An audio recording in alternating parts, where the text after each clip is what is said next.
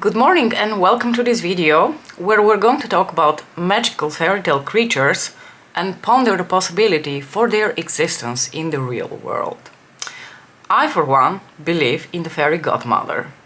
And you might think, Mariam, what is your evidence? Where is this belief grounded in? In the fact that I've got one.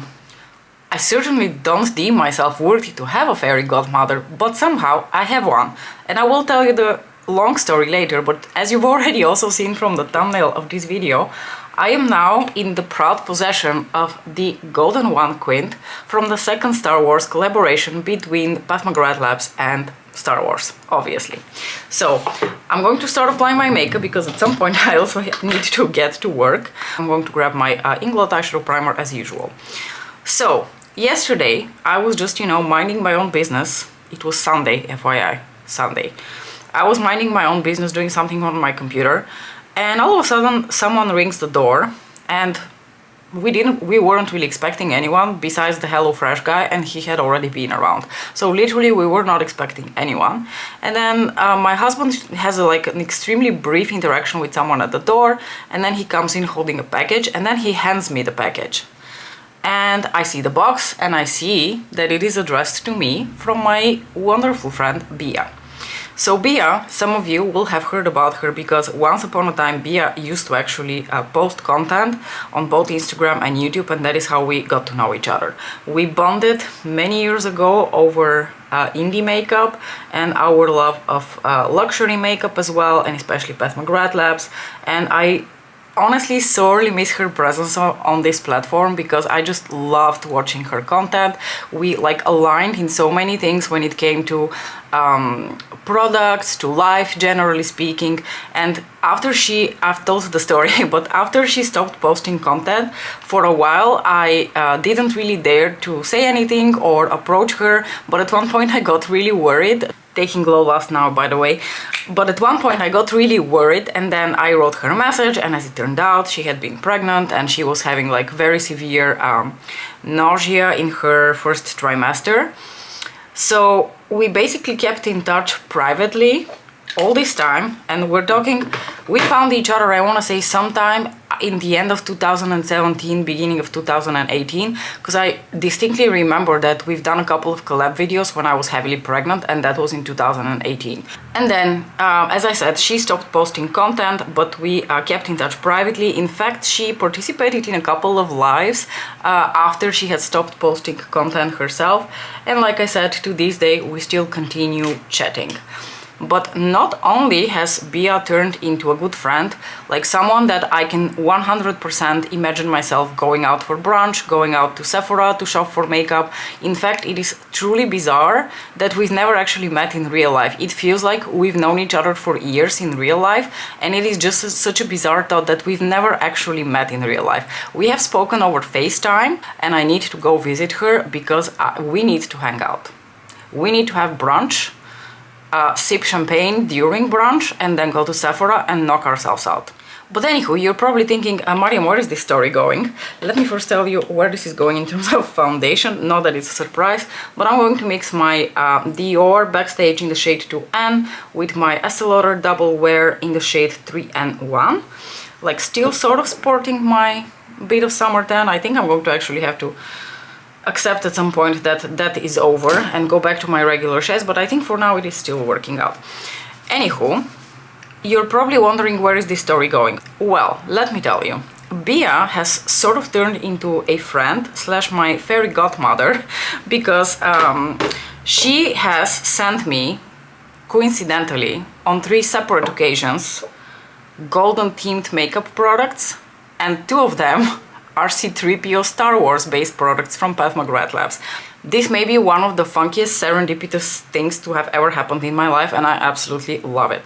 So in 2019, I had never tried Natasha Denona, and I had been, toying around with the idea of getting the gold palette, but as you know, before 2020-ish or something, Natasha wasn't really offering her midi format palettes. She only had the big ones, and they were basically as expensive as a mothership from Pat McGrath Labs, and I just didn't know, not knowing the brand, and Also at the time, it was just really hard for me to get that palette. We didn't really have access to Natasha Denona besides maybe the French Sephora. So I had told Bia, who was already a huge fan of Natasha Denona, that I'd been thinking about getting the gold palette.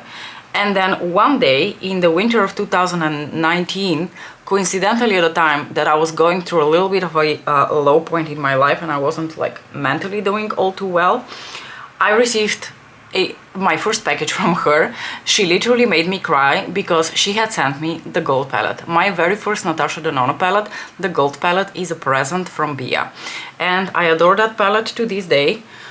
Do I still think? Yeah, I still think legitimately that this is Natasha Denona's actually best palette. She has made a lot of beautiful, gorgeous palettes, do not get me wrong, but the gold palette remains just superior in so many different aspects that I think today it is her masterpiece and her best work. Taking the Lancome Tainted Doll Concealer, and then sometime later she offered to send me her C3PO palette from the first Star Wars Pat McGrath Labs collaboration.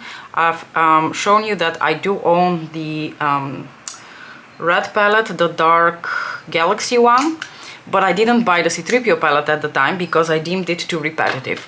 And in fact, yes, if you had already owned a number of Pat McGrath products at the time, the C3PO palette was very repetitive because there were, I think, 3 eyeshadows in there that were already present in other palettes that I owned.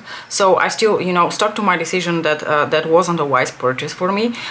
But because these 2 palettes were eventually featured in the Celestial Divinity palette, and Bia had bought the Celestial Divinity palette, she offered to send me her 3PO palette. So then she sent me the 3PO palette, and I fell in love with it because there is one specific eyeshadow in there that I didn't know I was missing in my life. So to this day I'm very grateful to her that she sent me her 3PO palette, because otherwise I would never have known how much I'm missing on. And then we arrive at sort of present day. I'm taking the Charlotte Tilbury Airbrush Flawless Filter Powder, where in the beginning of this past year, Pat McGrath released her second collaboration with Star Wars, and she offered 3 quints in a bundle. And I foolishly decided that I am not going to get all 3 of them, because one of them, specifically the golden one, once again the 3PO one, was too repetitive in terms of a color story, and I just didn't deem it a necessary purchase for me. And I swiftly regretted my decision because I realized that loving the formula so much means that I may have these colors in other palettes from her, but I don't have them in this texture, and I really adore this texture. So I've been talking ever since how much I regretted not getting the golden one, and unfortunately the golden one is, I want to say, yeah, both Divine Droid and the golden one have been gone for a long time. The Sith one, the Sith Seduction, the one with the, like, which looks like a mini Midnight Sun basically, that one has been around. That one you can find very easily secondhand on multiple platforms. But the golden one and the Divine Droid one, really hard to find. And believe me, I have looked. I have looked on Vinted already for months. I'm going to do my brows now with the Too Faced Laminating Brow Wax. There was actually one time that one of you, Malene, is that how you pronounce your name? I don't know how to pronounce your name. Oh gosh, now I sound really dumb. I'm sorry. You texted me that you had seen the golden one on Vinted and it was for a normal price. And I immediately went to buy it, but like literally at the time that I was texting the person, messaging the person on Vinted, the palette was sold. So unfortunately I did not get my hands on it at that point.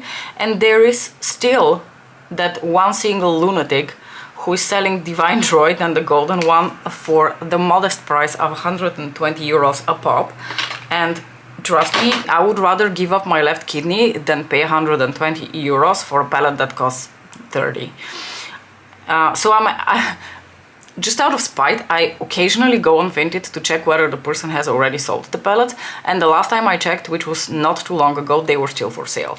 And then when Bia texted me a couple of weeks ago that she wanted to send me something, not for a second did I think that it would be the Star Wars quint, because in my mind that quint had already literally sold out everywhere. I knew that towards the early summer it was sold in a couple of like actual European Sephoras, but I honestly thought that by now it is probably already sold out. Taking my beautiful Hinoki brush to apply the bronzer. This is, by the way, Desert Glow from Pat McGrath. So I was under the impression that these palettes were gone. So imagine my absolute shock, and again being on the verge of tears, when I saw what was in the package yesterday, that it was the golden one. As it turns out, if you're residing in Spain, apparently they just still have them in stock in store. So I think someone told me that they were also on sale in the Italian Sephora, but I'm not really sure whether they are still available there. But anyway, it is exceptionally kind of Bia to have once again sent me something golden, because the running theme through all of these, you know, makeup presents have been that they're all golden, and 2 of them are 3PO themed, which I just absolutely love. I think it is so funny. Alright, so taking Desert Orchid from Pat McGrath Labs, as you know, my favorite blush in my whole collection. So I've already swatched the Quint very briefly, and I even whacked on the bronzy brown eyeshadow on my eyelids, because patience is not among my virtues. And I have to say that the Quint actually looks a lot prettier, like the metallic eyeshadows look so much prettier and so much more dimensional in real life. And that's one of the reasons I regretted not getting this Quint, because at the time I was sort of still new to the formula of the Quints. It took a little bit of time for me to realize what a nice, dimensional, interesting formula they are, especially the metallics, which is one of the reasons I'm getting all of the Quints now for the Christmas release, because I think that probably photos aren't doing them justice, and I will really like them once I hold them in my hands. For highlighter, I'm going to take Golden Moonlight, and then we can quickly swatch the Quint and then do a little eyeshadow look with it. Oh, something interesting that Bia has mentioned, and I actually think it sounds kind of logical. She said that these eyeshadows crease really badly on her. Like, even with an eyeshadow primer, they still crease. Does any of you also have this? Does any of you?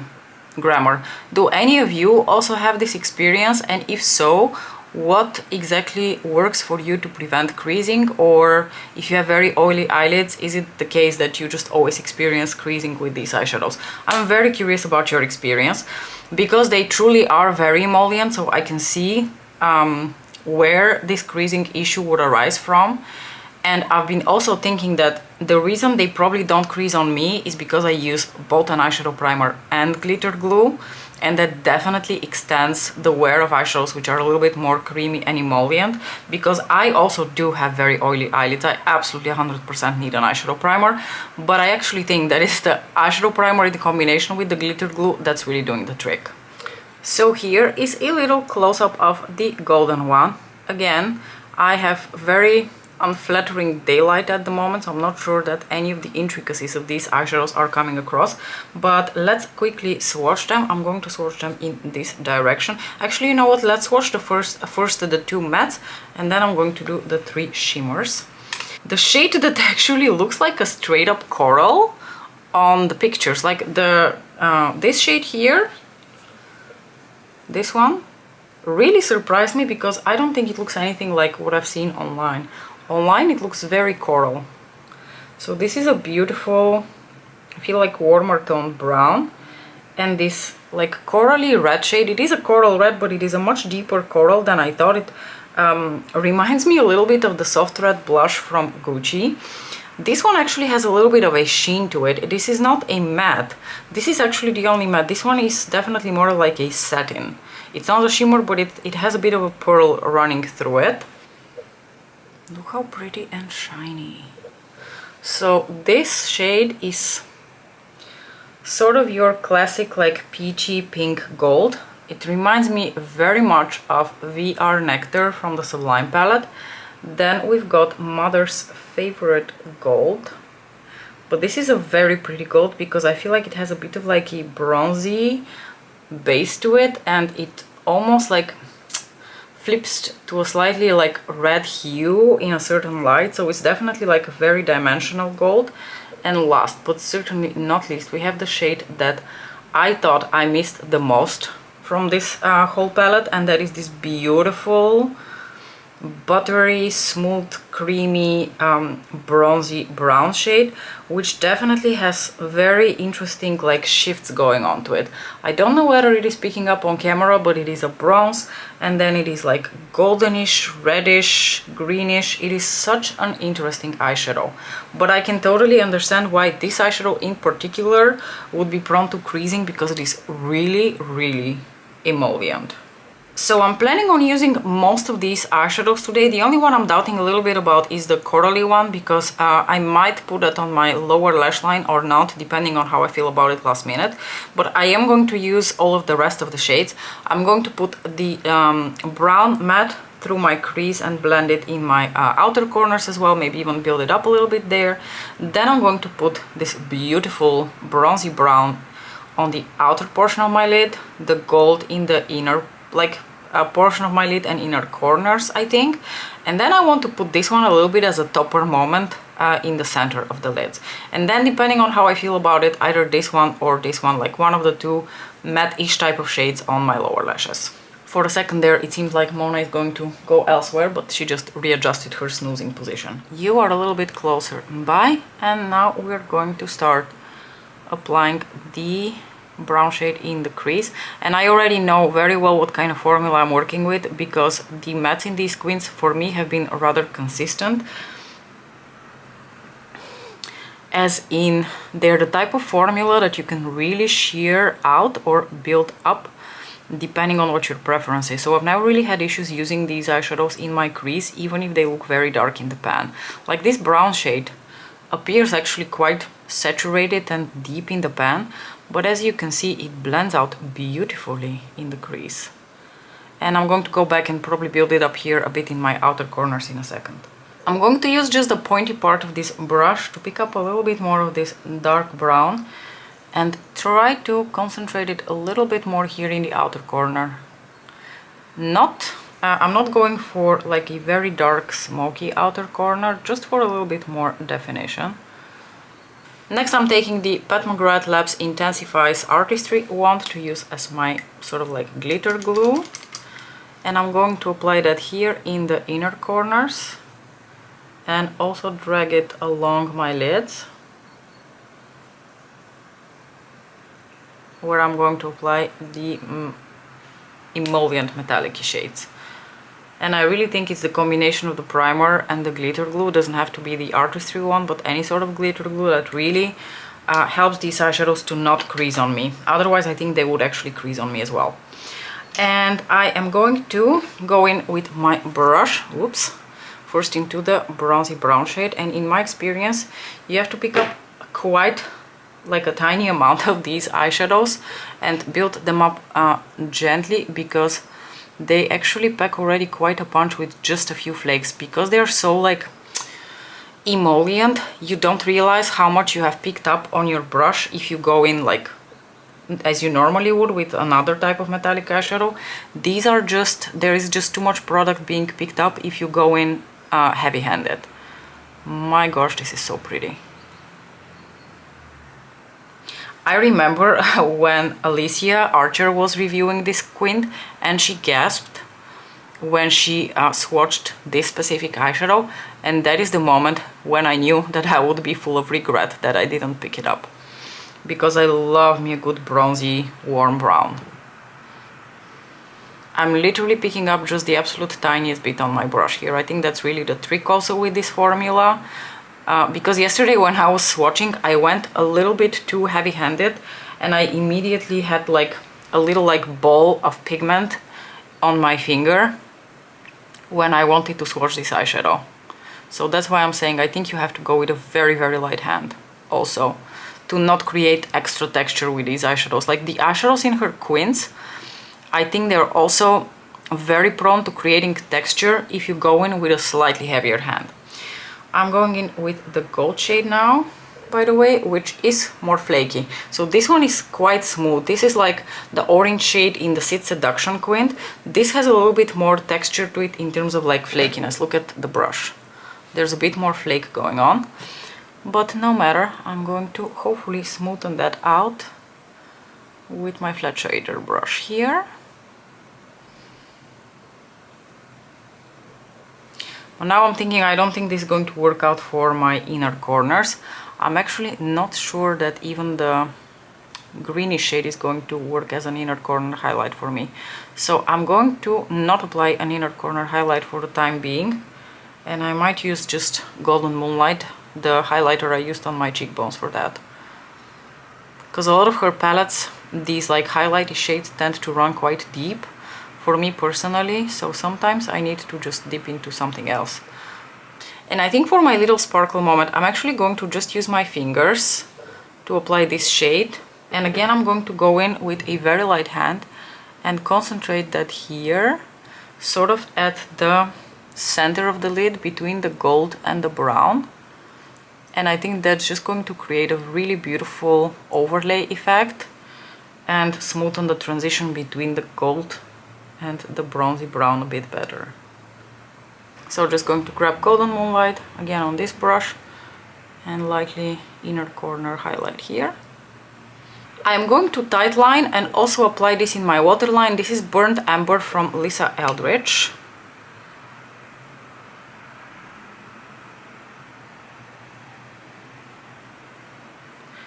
And I think I'm gonna go for the coral shade on my lower lashes and hope that it's not going to look like I have an eye infection. So I'm going in with this corally red shade here.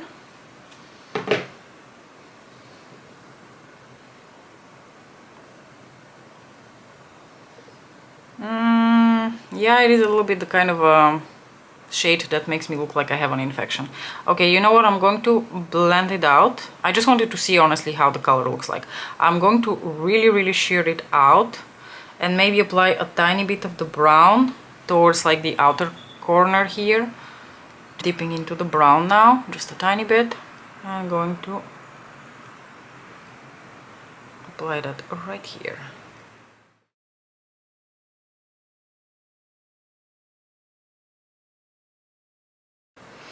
And I need to satisfy my personal curiosity actually to see how these are looking under artificial lighting. They look beautiful. Briefly, what's on my lips? It is Lisa Eldridge Kitten Mischief, which is one of her luxuriously lucent colors. And a couple of thoughts on this Star Wars squint. So it is, I think, really pretty. Am I delusional thinking that it's something very unique if you own a lot of Pat McGrath? No.